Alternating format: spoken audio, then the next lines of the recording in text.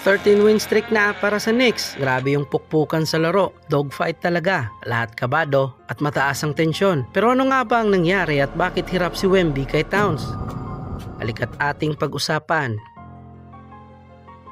Isa sa naging malaking factor o difference maker talaga ay si Karl Anthony Towns. Sa first half pa lang ay nagtalaga dito ng 17 points, 7 rebounds and 3 assists. Almost triple-double na at may 6 of 8 shooting. Na-outplayed niya ang buong frontcourt ng Spurs. Ginamit din ni Towns ang advantage niya sa kanyang elite outside shooting para mas mag-collapse ang depensa ng San Antonio Spurs. Sa isang highlight play, nakatutok lahat ng player ng San Antonio Spurs kay Karl Anthony Towns at naging advantage ito para sa corner 3 kay Mikal Bridges. Grabe talaga ang attraction ni Towns at na-convert sa collapse defense ng San Antonio Spurs. Isama pa natin ang crossover niya kay Wemby with a dunk. Sinyalis na hirap si Wembing mamain si Towns. At siya rin ang nagsilbing sentro ng opensiba ng Knicks at nag-facilitate mula sa high post at nagtapos na may 4 assists and 2 turnovers lang. Naging maingat at mahusay ang laro ni Kat sa Game 2. Isa din sa rason kung bakit nahirapan ng Spurs dahil din sa 60% shooting ni Karl sa 3-point line. Ito din ang cause sa paglabas ni Wemby sa paint. Nagiging open ang ilalim for an easy drive basket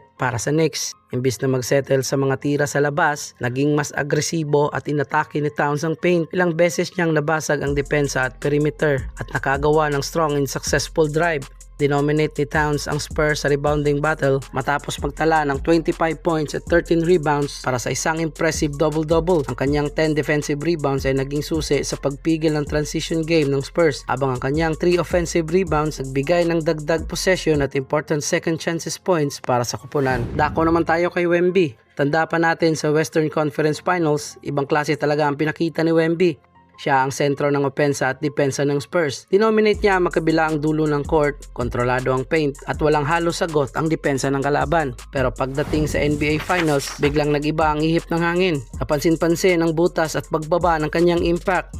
Oo, maganda pa rin ang stats at numbers ni Wemby na nasa 26 points and 12 rebounds per game, pero ang pagiging efficient ang naging malaking problema. Bumaba ang kanyang shooting percentage sa halos 40% lang at nahirapan siyang makakuha ng komportabling tira. Isa sa mga pangunahing dahilan ay ang depensa ng Knicks at ang pagtao ni Towns kay Wemby. Mas priority nila na ilayo si Wemby sa ilalim ng rim dahil sa spacing at pag-atake ni Karl Anthony Towns, at na-force si Wemby na tumira sa labas kaya nababawasan ang kanyang rim protection at defensive presence na siyang pinakamalaking lakas niya noong West Finals. Sa mga crucial moments, makikita din ang pressure ng finals. Nagkaroon siya ng pinakaimportanteng play sana na nauwi sa turnover sa dulo ng laro at naging dahilan ng pagkatalo ng Spurs sa Game 2. Kaya dapat may balik ni Wemby ang kanyang dating laruan para maitabla ang serye. Dahil para sa kanila, pinakaimportante ang Game 3 para hindi makagain ng momentum ang Knicks for possible sweep. Pero mahirap na task to dahil gaganapin ang next game sa home court ng Knicks. Dagdag mo pa ang massive crowd, talagang pressure to para sa Spurs. Pero di na tayo magugulat kung makabalik man ang San Antonio dahil ilang beses na nilang ginawa at tinapos pa ang ibang close-out game sa home court ng kalaban. Kaya who knows mga kaballers, malayo pa ang serye na to. Marami pang pwedeng mangyari. Ano sa tingin mo? Ngayong lamang na ang Knicks 2-0 lead laban sa Spurs at balik sa Madison Square Garden sa Game 3 and 4, mas malaki ang chances ng Knicks na tapusin ang series at maging champion. Sweep ba to for the Knicks or extend para sa Spurs? I-comment mo lang ang iyong opinion at ating pag-usapan.